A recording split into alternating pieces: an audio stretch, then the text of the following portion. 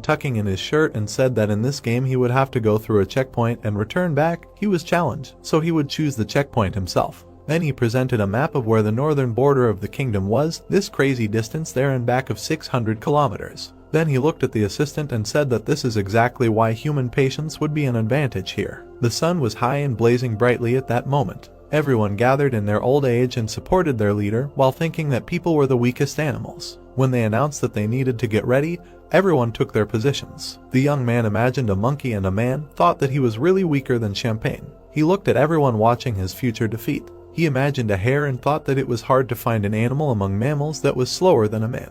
He also paid attention to his faithful assistant and realized that there was one but. Then he lowered his eyes, mentally prepared himself. And when he raised them, he thought that people were much more powerful than they thought. And then they fired a slingshot and announced the start. The centaur and the man took off, or rather, only the centaur took off, and the main character remained on the starting line. Everyone looked at him and did not understand what was happening. Then the guy slowly got up, and completely calmly, without straining, slowly ran forward. His run was even more like a fast walk. It seemed that the turtle would have overtaken him now. Of course, the residents began to laugh at this and shout what was happening. The match can be considered over. It is immediately obvious that the two-legged will lose. Complete crap. Lloyd didn't pay attention to it, thinking that it was true, such physically weak people.